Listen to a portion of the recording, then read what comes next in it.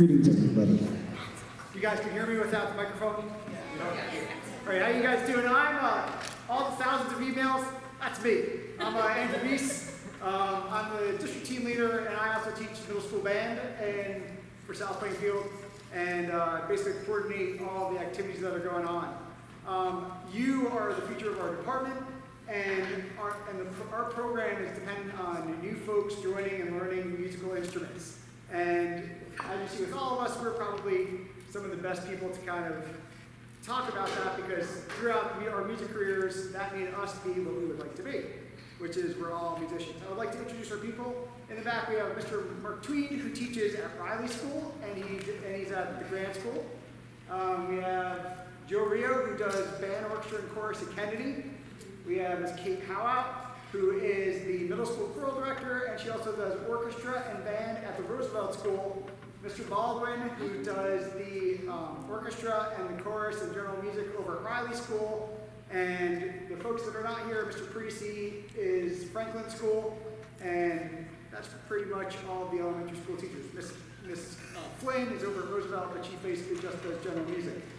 And chorus. Basically, our goal for today is to kind of give you an overview of how the program works, let you meet the people, let you guys see the instruments, and let you know kind of like what your role is in the financial portion of getting your children involved in music education. Obviously, being involved in music enriches your child's life and makes them a very well-rounded student. And of course, when they start going to college, which you might think is such a long way away, it really isn't. When they start thinking about their college, having a well-rounded student is going to give them that competitive edge that's going to get them into the schools of their choices, because a lot of colleges look for not only athletes, not only folks that are involved in like different activities, but there's a lot of inherent values that are taught within the music education classes: responsibility, being in time, time management, and a lot of these skills are really key to your children being not just great students, but great people and all together. So without further ado, I would like to introduce Mr. Baldwin here, who's going to talk about how the orchestra program works in our district. Mr. Baldwin. Hey, how's it going? For those, I see some of my students here. Some of you are probably here because your students are in third grade and want to learn more about the band instruments, but I'm just going to talk about the string instruments. If you don't know what orchestra, it's in the elementary level, it's string instruments, starting with the highest instrument. We have the violin, which is the smallest one, although this is an adult-sized violin, so it doesn't look that small. And that's the highest of all the instruments. It has a high E string. So if you like higher pitched sounds, the violin is a good instrument. The viola, which looks like a violin, has one lower string than the violin. So it's a little more mellow than the violin, and it's a little bit, tends to be bigger, although they make different size violas. So if you have a smaller child, they can play the viola. Okay, and again, if your child doesn't really like the higher sounds, the viola is a good instrument to play because it's a little bit more mellow sounding and it's a little lower. And we have the cello, which is even lower, and that's played seated. Okay, and again, it's an octave lower than the viola, which means it's just even lower in pitch. And that's an even more mellow sound. And again, they make different size cellos. This is a half-size cello. They make a couple sizes smaller than this also. And then we have the bass. This is an 8-size bass, which is played standing. And usually we don't have that many bass players. So often the student will have one, because of the size, a lot of parents are like, I don't want to play that thing, drag that thing around. Usually we have one in school that the child can use, and then there's one, if they rent one, there'll be one at home so they can practice, so you don't have to lug the whole thing back and forth. I've only had a few situations where I've had enough bass players to have kids have to take them back and forth, but usually we have enough spread out throughout the district that they could have one at home to play. And I've had very, very, very short children play the bass and be successful at it. You'd be surprised. One of the best, he was actually, when I taught band, he was a tuba player also, but he was also a bass player. He was a very small child, but he was great. The string program starts in third grade, and the reason the string program starts before band is they make smaller size string instruments. So they make really, really small violins up to the full-size instruments for smaller kids. You might even see YouTube videos of like 3-year-olds playing violin because they make different sizes. Shorter children are able to be successful playing the instrument. Whereas the band instruments, the flute only comes in one size, and usually the spacing is such that a kid in 3rd grade probably wouldn't be able to hold the thing properly or cover the holes on the clarinet, etc. So we start in 3rd grade.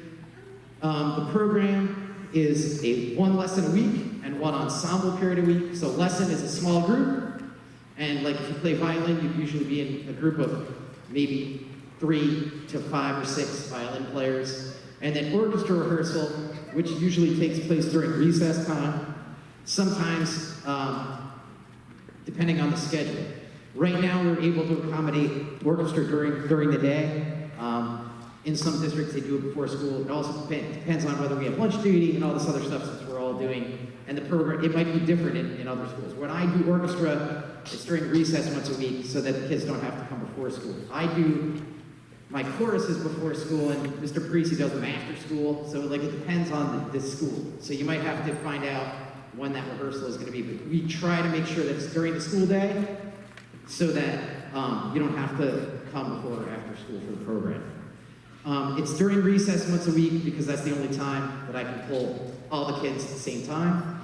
Lessons, small group lessons, are pulled out of class sometimes. And what happens is it's on a rotating basis. So like my Thursday, for example, I have a whole full day of lessons. So I'm able to have 6 lesson groups. So that means the kid will miss the same period of time once every 7 weeks. 6 weeks. And if there's any issues, I've had teachers come up, we all work with teachers, and if there's any problems, we send them the schedule. If the kid has a test, or if they're starting something new in a subject, they usually are like, ask us to move it around. But since the program rotates, we have flexibility to be like, well, they can come this time instead. We work it out with the teachers. I started in 1997, and I've been doing pretty much elementary instrumental music almost the entire time. And I've had maybe 2 cases where kids were really having problems. I had a problem with a student and a teacher, and they were like, they didn't want him to play an instrument. But we were able to work that out by like saying that they just wouldn't miss that time period, and I would move their lessons around. So it's always been flexible, and the only issues I'd run into is that when people didn't it was just teachers not communicating. So, but the program, you say, well, I don't want the kid missing math, but it's not that disruptive. The way the schedule works is because it rotates so much, we've never really had an issue. And then again, if there's a test or quiz, you just switch their lesson group around, and it doesn't become a problem. Now, the students might think it's a problem, like when it's spring and it's the first nice day, and they have to miss recess, and I hear a bunch of, I don't want to miss recess. But again, it's only once a week, and that's the only time we can actually pull them out. In terms of getting an instrument, we have the rep from Music and Arts to talk about rentals. You can rent from them. We suggest renting an instrument from Music and Arts if you can afford it, just because they provide high quality instruments.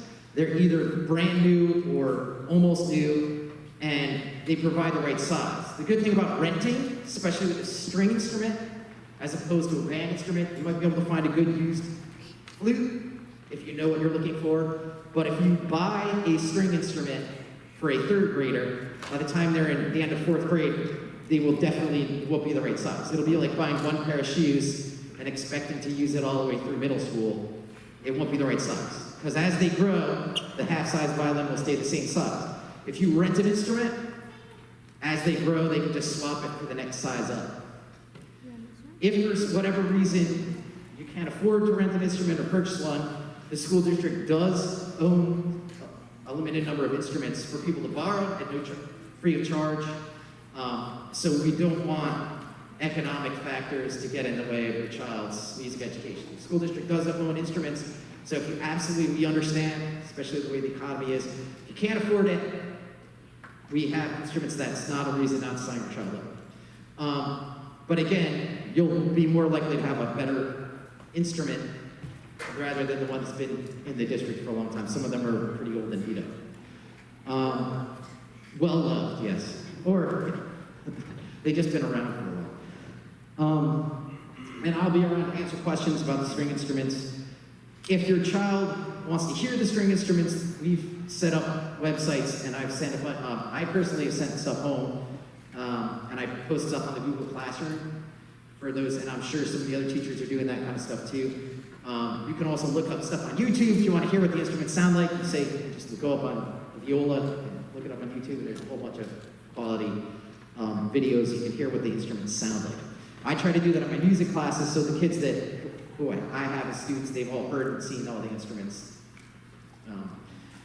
And I don't know if there's anything, we talked about lessons, we talked about rehearsals, and the concerts. There's 2 concerts a year, one in the winter and one in the spring, and the students are expected to be at that, and that's about it for the string program. One note, if the kids are going into 4th grade, they have to decide between band and orchestra. Once state testing kicked in and all the pressures with that, they decided that it was too much for students to be in both programs. However, at grant school, they are allowed to continue with both. So just a note that if your child is going to 4th grade, they would have to choose one of the 2 programs. And that's about it. I probably talked too much. All right, this is Mrs. Howell. She is a band teacher at Roosevelt. Thank you. Okay, so before I jump into all the information about the band, I just want to make one quick note. I always get a lot of questions every year about how to sign up for chorus. Chorus is offered to all 3rd and 4th grade students, but that sign up usually happens in the fall because we don't need instruments for chorus. So we do this now so that we can get you all set up and have your instruments ordered and ready to go so we can start sooner in September. That issue doesn't present itself in the chorus. So that'll happen in the fall. I forgot one thing. Yeah. I'm sorry. I forgot something about sizing of instruments. Since the string instruments come in various sizes, you would need to get a small enough instrument for your child. For violin, for 3rd graders, we recommend a half size. And for the students that I have, I've sent this information home. What you can do is, if you don't remember this, you can just ask Music and Arts, or you can ask use whoever your orchestra teacher is. Like if you're at Franklin School, you can ask Mr. Parisi and he'd be able to help you out. Half-size violin, we recommend getting a 12-inch viola for 3rd graders. I recommend a 1/4 size cello, which is small enough, and an 8-size bass. For 4th graders, unless you have a really tall child, if you have a really tall child, sizing would different. 4th graders, unless they're smaller, half-size violin. If they're a little bit taller, a 3/4 size violin. For a smaller 4th grader, a 12-inch viola. For one is a little bit bigger, a 13-inch viola. And then a little bit taller 4th grader. Actually 4th grade, I would recommend getting a half-size cello. And the bass, still an 8 size, because that's really big for a kid anyway. And that information I included in the letters that I sent home. But again, if you have any questions about that, you can email it. That's one thing that's different about band and orchestra. You have to get sizing. All right, so welcome to the band side. I'm going to go through all of these instruments one by one. I'll show them all off to you, and they're awesome. Mr. Reese is going to demonstrate. But first, I'm going to talk about the program. The band program runs very similarly to the orchestra program Mr. Baldwin described. We have a once-a-week lesson, and I'm speaking on terms of Roosevelt, but I have taught at all the elementary schools, so they pretty much all run the same. Yeah. So everyone meets once a week for a lesson that gets pulled out of class, and then they have their during recess rehearsal as well. So it's very important for all of our students to play together, especially in the band, because all the different instruments, they sound very different. They all have different parts, so it's important for them to rehearse together and to know how their part is supposed to be played against someone else's. So that rehearsal does happen during recess. I set mine up so that their lunch rehearsal happens on the day of their lesson. So when my orchestra kids have their lesson, all the Monday kids come to lunch rehearsal that day. That's it. And then Tuesday, only the Tuesday kids. Now, if they love coming to the rehearsal and they want to show up to someone else's orchestra rehearsal and say, hey, I just want to keep playing and playing and playing, that's fine, they can do that. But they're only required to come to the ones.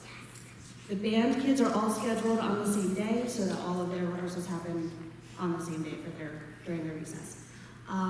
The schedule, like I said, is a pull-out program.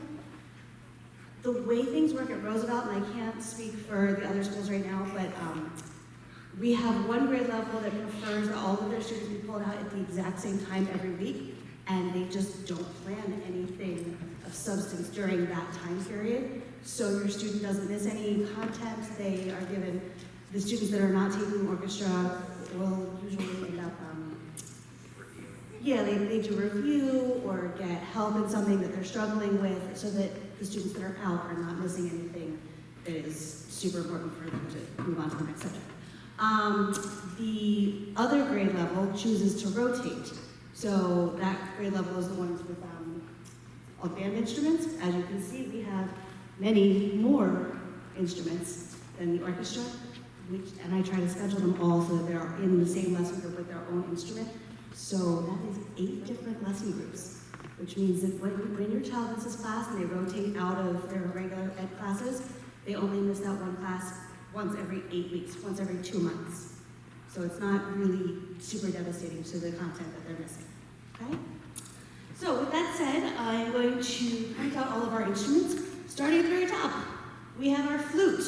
As I like to tell our youngsters, we have the smaller instruments. The smaller the instrument, the higher the sound. The larger the instrument, the lower the sound. So we have our flute, plays very high. We have lots of students that love playing that. They love toting it around and they show it off. It's really cute to watch. I love it. All right, we have our clarinet. Clarinet comes with a reed. Our clarinets with a reed, that is considered a consumable. If you end up borrowing an instrument from the school like Mr. Baldwin had mentioned earlier, I do suggest purchasing an extra box of reeds. If you rent through Music and Arts, I suggest getting that add-on with the extra box of reeds because they do chip. And once they chip, as we found out earlier this evening, they don't work and won't make a sound at all. Okay? So definitely trying to keep up with those consumables, getting ahead of it. You can buy them on Amazon. You can buy them with your rental. Totally fine, but once they're broken, that's it. Clarinet plays mid-range, like a little bit lower than the clarinet and then can actually share some of the same range. Our saxophone, another woodwind instrument, has a reed, so again, be proactive with that. And next drop comes to the next drop. The saxophone is considerably heavy, I guess. So we give the kids a little bit of help the next drop, so they don't have to bear all the weight all at once. And we move on to our brass section. Trumpet, the highest of our brass family that we teach in elementary school. No consumables there. Comes with mouthpiece, good to go.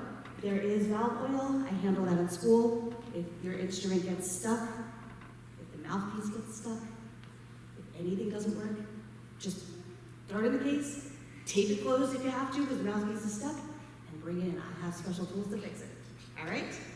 Okay, we have...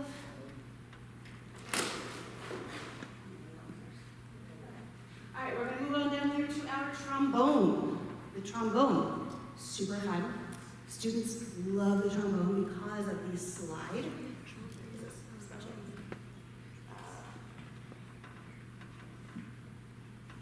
So the slide, the only one that can actually hit every single note in between every other position. So they love doing that. Super fun time. They will play it all day, every day. With the low brass, very fun. Moving on to our euphonium, or some people call it baritone. I think on the paper it says baritone. It does, it says baritone on the paper. So we have our euphonium, otherwise also referred to as the baritone. Baritone plays just like the trumpet. You got your valves over here, no slide. Plays the same notes as the trombone, just plays it like a trumpet. All right, super, very low, but not quite as low as our tuba. Now, our tuba, super low. super fun to play. And everybody says, I don't want to do that. That's so big. I can't even hold it. I have stands.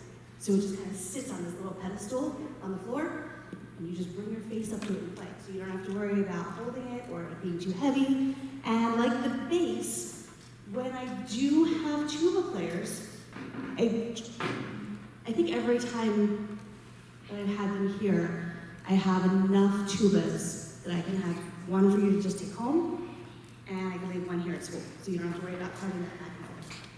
Okay, but when it does need to be moved, the case has wheels. And finally, moving on, we have our percussion. We have our mallet percussion. In fourth grade, we start students on mallets because it is just as important to read the pitches as it is to read the rhythms. So we have mallet percussion, and then we slowly introduce other percussion like the drums and the traps and toys. Cymbals, tambourines, all the fun stuff. All the extra sound effects that everybody loves. So we have, that's our entire band, right? Everything. So if you have any questions about instruments or how the program works or differences in school programs, I'd be happy to discuss that with you afterwards, but I'm going to hand this off to... We'll take questions at the end, if that's okay. To Mr. Rondero, our music arts. Rondo. Okay. Good evening, everybody. My name is Jake. I work with Music and Arts. This is Music and Arts, not State Farm. Sorry, probably glad that I said that way. Thank you for coming out tonight. I really appreciate seeing how many families here are excited to get involved with music. Speaking as a musician myself, I still remember when I opened up my trumpet piece for the very first time and just looked at it. It's still stuck in my memory, a memory I will never forget, and really has shaped everything I've done because of that one trumpet. So thank you for coming out. You're on your way to a great experience. Now, a few things I want to cover today. There's 3 things. How to rent your instrument, the different rental options that we have, and then how I serve the school district, and how about with your rental throughout the school year. Now, to rent an instrument, there's 2 main ways. The easiest way, go onto the Music and Arts website. The website's at the bottom corner of your flyer there. You can either opt to have the instrument delivered directly to the school, in which case I will deliver that. There's a predetermined date I worked out with the school teachers, so early September, sometime around then is when I will deliver that instrument to the school. That way your teacher can look at the instrument ahead of time, make sure it's the right size, if it's a string instrument, if it's a band or band instrument, woodwind or brass, the teacher can look over to make sure everything is working properly before they hand it over to the student. So that's the first way, the easiest way, online, delivered to the school. The second option, if we're needing a little bit more of a crunch for time and we didn't get the instrument we needed to, we have a store located in Edison, New Jersey. It's about a 15-minute drive from here. It's on Route 27. If you're familiar with the Bell's Pharmacy, it's directly across the street from there. So not too far, but you can go directly to the store, pick everything up there. You also get a free book with the rental. That's whether I deliver it or you go to the school. All of that is included, so you have the book the school district is using for the school year. All that's included with the rental. When it comes to renting, you have 2 main options, the 10-month trial period and the 4.5-month trial period. Those options are available during the back-to-school season, so basically now until the beginning of the school year. With the 10-month option, for most instruments, you're looking at $135. That'll cover you for that 10 months. And then the 4.5-month option, that's going to be about $40, and that covers you for the first 4.5 months.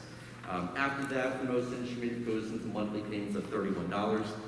Now, a lot of the main question I usually get is, why can't I just renew a 4.5 and do another 4.5 halfway through the year? As I stated before, those are back-to-school rates, so during the back-to-school season, that's when we're able to save the most money on those rentals during that time of the year.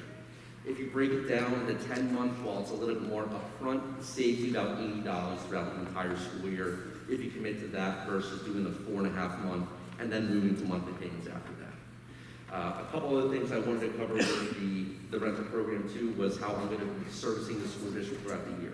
As Mr. Baldwin said, maybe we get a half-size violin and halfway through the year we hit that growth spurt, we need that next size up. Your teacher will just let me know, send me an email, send me a text saying, hey, so-and-so student needs a new instrument. That next week when I come out, I'll bring that instrument, simply switch it out, and then you're good to go.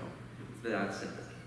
Another issue that comes up constantly, just because these instruments are finicky, they're very fragile, is what happens if I accidentally break my instrument, if something's not quite working. I can either one, bring a new instrument out and just switch them out for you if it's gonna be a long-term kind of repair, or if it's something that's gonna be pretty easily fixable, I'll just pick up the instrument, bring it back to my shop, have my shop fix it up, and then I'll bring it right back out to the school. If there's gonna be a long delay for whatever reason, I can also bring a loaner out as long as you have that maintenance plan that's listed on the form as well. That way your child is never gonna be without an instrument. We wanna ensure that there's nothing that's gonna slow that down, so that's why we have that loaner out there for you just in case. With your rental, there's two other options you have going down the line. It's an exchange option and a purchase option. If you're going to exchange, talk to your teachers first, make sure you get approval for them. Sometimes that first instrument we pick out just isn't quite working out, and a lot of times the teacher will say, hey, but not a lot of times, sometimes, they'll say, maybe we should just switch to something else instead. Maybe that's going to find a little bit more success. With the teacher's permission, I can then switch it out with another instrument, and then the plan, the contract essentially rolls over to the new one.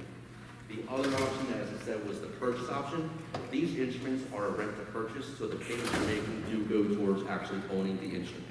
So if we find out a year, 2 years from now, we are committed to playing the flute, the clarinet, the trumpet, whatever it may be, you can contact our Edison store and they can walk you through the purchase option so you can just own that instrument outright versus continuing to rent it. I don't think I have anything else to cover. Ooh, one thing I noticed is a mistake that I made. The flyer that I brought everybody today is the band-only flyer. It doesn't have the strings listed. So the strings for violin and viola are in group 1, cello is group 2, and the string bass is group 3. That was my mistake. I realized after the fact I brought the wrong flyer. But to repeat, that's violin, viola, group 1, cello, group 2, and the bass is in group 3. And that information will be on the website. Yeah. Go on there. So Exactly. You go on the website, all the pricing, everything is laid out there, so just I forgot to put it on this slide here, so sorry about that. But after this, I'll be hanging around for a little bit, so if you have questions about maybe you're already renting with us with another child, or if you have more questions about the rental program, I'll be hanging out around up front here to answer any more of those questions. I think other than that, I'm just going to pass it over to Mr. Beast. Thank you. So, what was your question real quick? I'll ask you a question. Oh, yeah, my son's here working with Riley, but do Riley provide a band instrument? It depends on what it is. I mean, throughout our district, we have certain instruments here and there, and usually it's based on financial need at first, but it depends on what instrument it is and how many that we have out there. if he just fills out the form, I'll take care of all that stuff for him. So yeah, we'll whatever he wants to sign up for, just sign up. And if we have an issue getting it, we'll let you know. Maybe there'll be like a second. But usually we don't have a problem with that. But sometimes, if we have 15 kids sign up for one instrument and we only have like 5 of them, they might be like a second choice or something like that. All right. So real quick, what's up there, Chief? I want to join band and do the drums, but my friend who's in 3rd grade said band is not only for 4th grade and 5th grade. Yeah, just for the reason that they mentioned that band is only going to be in 4th grade, because it's district-wide policy. So once you get 4th grade, you can rock out on the xylophone like a beast. It'll be awesome. You'll be awesome. So, real quick, I just want to talk about obtaining an instrument. Now, as we said, our number one priority is to have your child have an instrument that plays really well. I started here with Mr. Baldwin back in 1997. I've seen lots and lots of different instruments come through the doors. And the number one thing that's going to make a child quit is an instrument that's not super easy to play. And, I mean, music arts provides really good instruments, but some people may want to just buy one on their own. If you do, please ask one of us first. I can send you a list of brands that are high quality if you're looking to buy some. There's a lot of brands out there that are just basically musical shaped things that all of a sudden the student gets it and they get really frustrated because they can't play it because either it's made with very poor materials or it's made of like very inexpensive things. Like for example, the brass, in order for a brass to blow nice and easily, it needs to be made of a high quality metal that's going to vibrate. And they might have somebody next to them with like a rented or a high quality instrument, and they might be having trouble with it because it just doesn't play. Woodwinds are very sensitive because there's pads and keys that break, and in order to fix a woodwind instrument, you actually have to apply heat to it because the glue is heat activated. A lot of times musical repair places won't touch a very inexpensive instrument because when you apply heat to it, it melts. And because the quality of the instruments are so poor. I've had students that come in they got their shiny new blue trumpet off of Amazon, and the thing doesn't play at all. So in order to really, we're not looking for you to have you guys spend a ton of money. That's not our goal. Our goal is to have your children be successful. And the way for them to do that is to have a high quality instrument. Any of us, you can ask your music teachers, you can ask me, you can reply to any emails I sent you. If you have a question about an instrument, please ask one of us. Also, if you're going to buy a used instrument, there's some awesome used instruments out there, but you want to make sure that you get it from a really good place. There's Dillon Music in Woodbridge is a place that sells used instruments that are totally certified. Also, if you're looking to get an instrument and going out on your own, there's music stores that are made for band and orchestra instruments, and then there's music stores that are made for guitars that sell these band instruments, but the quality of those instruments aren't as good as if you get it from a store that actually specializes in band instruments. Now, Music and Arts is good because they're here every week, and there's always somebody around that can help service you. Some people may have had an experience with them and may want to go somewhere else. If you do want to go somewhere else, please let us know. I have a list of all the local places in the area, and that you can that are better for some things or versus other things. If you need just a book, again, Music and Arts is right there in Edison, but there's also Sam Ash. If you need reads, something like that is fine for any of those places. But if you're looking for an instrument, it's really important that you get something that's really high quality, and that's pretty much our goal here. So before we have Joe conclude, does anybody have any questions about any of that stuff? Rentals or anything? Okay, Joe? Mr. Joe Rio from Kennedy School. Thank you. So first, we'd like to thank you all for coming out tonight. Thank you for coming and listening to us. We look forward to having you guys as part of our department, part of our music program. If you guys have any questions about any of the instruments, as Mr. B said, please feel free to ask any one of us. We'd be happy to answer any of your questions. And that pretty much wraps it up. If you guys want to come up and take a look, you can take a look at any of the instruments. If you'd like one of us to play one of them for you so you can hear what it sounds like, I'm more than happy to do that for you. You had a question back there? I do. So for the children going into 3rd grade that are doing the summer music, how do they get their instrument? If we're doing summer music, you would either, if you're going through Music and Arts, if you've done the rental, they have a list of the students that are going to be in the summer music. Also, if you're in summer But music if with... they're going into 3rd grade, they would not have already done a rental, right? Well, what happens is if you're planning to rent, go on the website. Actually, you could just talk to Jake. Go on to the website. And he'll help you with that, because what they'll do is if they're doing summer music, I don't know if there's Yeah, so when you go onto the website, there's an option for fall delivery or summer delivery. Okay. So you would just pick the summer delivery. That way I know to bring it out. And then what will happen is the people who are doing the summer music program, we're going to be doing it this year, will get the instrument and we will hand it to them on their first lesson. Okay. And when he said before about having this, renting an instrument, it would be a much better idea to have it delivered to the school. And the main reason is we show them how to put it together properly. A lot of times kids really, when they see that thing, they're not going to have it sit in that case all summer. They're going to take it out and chances are it'll get broken. Yep. So to start them off properly, we'll show them how to open the case, how to put it together. If it's a woodwind instrument, they put things together wrong, they'll bend keys. String instruments break really easily. So the option of having it delivered to the school rather than going to pick it up, you can do that. And you might be like, well, they're charging us now, but they charge you for 10 months anyway. It's starting in September. So it doesn't, it's like the time doesn't start until September 1st anyway. Even for the summer, right? They're getting the summer. If you do signing up for the summer music program, their 10-month rental starts from September, even if they get it over the summer. You get the summer for free, pretty much. Okay. So I would suggest getting it delivered to the school just because we'll make sure that they know how to take it out safely and how to store it and all that stuff. Okay. Protect your investment. Anyone else? Any other questions or anything? If you have specific questions about instruments, you can just, we just ask that you don't touch them.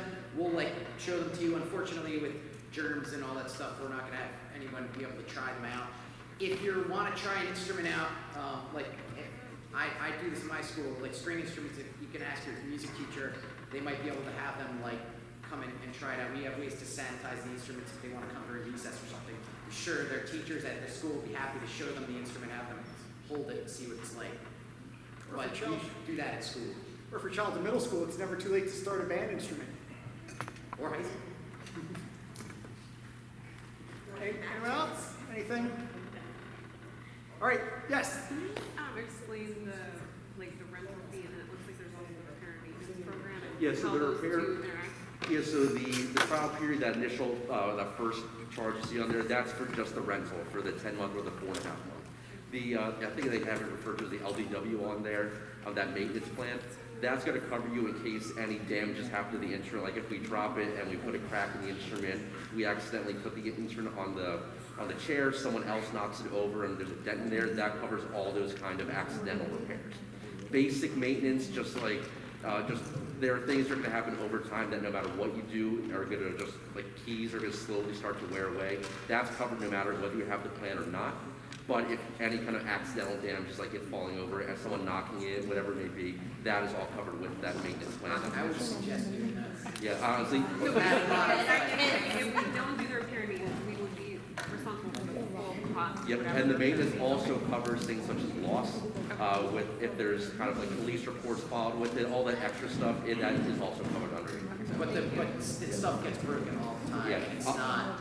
I'll be honest, over 99% of everyone that works with us and different through us gets the maintenance plan. It's absolutely, almost basically essential. And it's great because they just delivered another instrument to the school and they'll swap it out. And then there's very little break in their practicing. Anyone else? Any other questions? Anything else we can do for you? So we invite you up here. Come up, take a look, ask if you want to hear anything played. We'll be more than happy to do that. Thank you guys for coming. You guys are all the best. What's up there, Bruce?